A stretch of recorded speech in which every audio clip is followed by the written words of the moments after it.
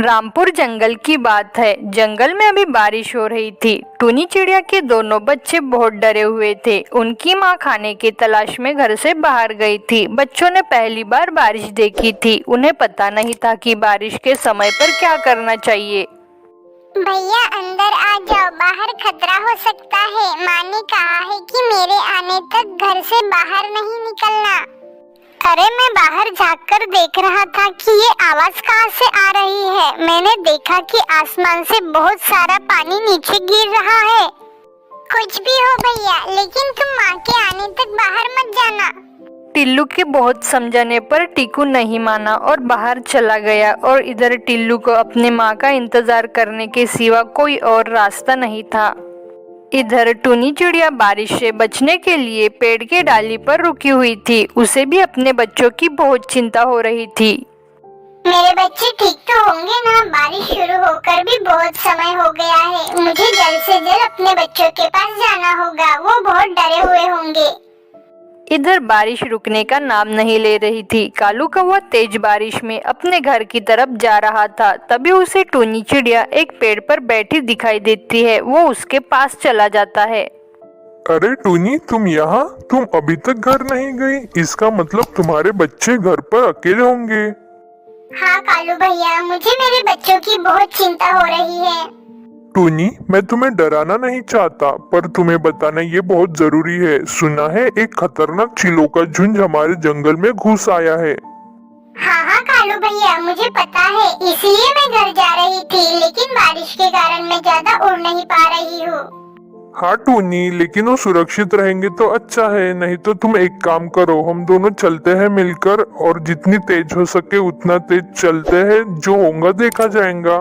ठीक है कालू भैया, चलो। फिर दोनों बारिश में ही निकल पड़े। थोड़ी दूर जाने पर रास्ते में उन्हें सीनू कबूतर का घर पड़ा दिखा।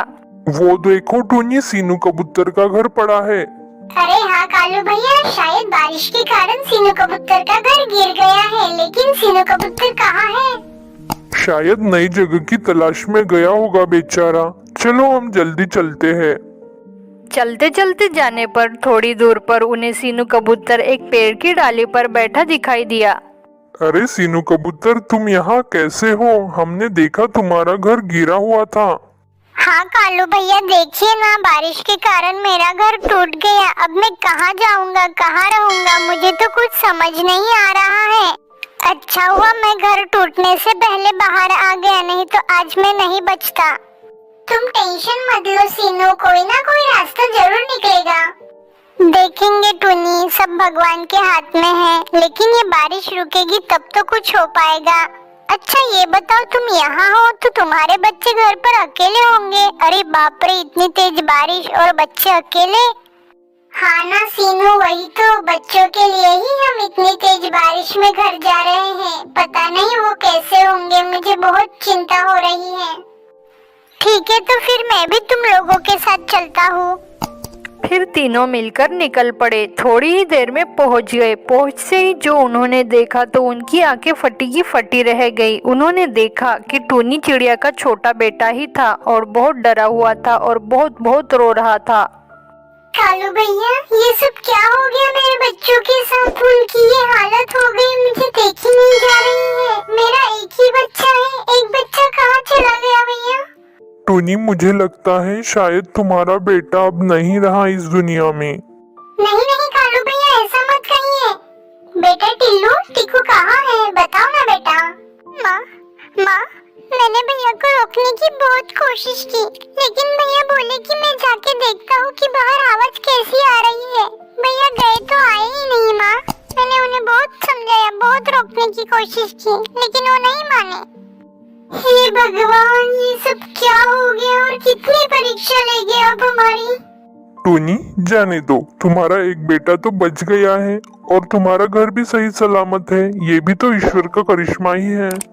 हाँ कालू भैया, अब मैं क्या कर सकती हूँ? मेरा टिक्कू बेटा भी बहुत प्यारा बच्चा था।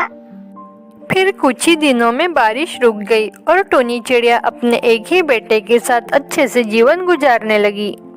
तो बच्चों, कैसे हो? अगर आपको हमारी कहानी पसंद आई हो तो प्लीज एक लाइक जरूर करो और ऐसी कहानी देखने के लिए हमारे चैनल को जरूर सब्सक्राइब करो। पूरी वीडियो देखने के लिए आपका धन्यवाद।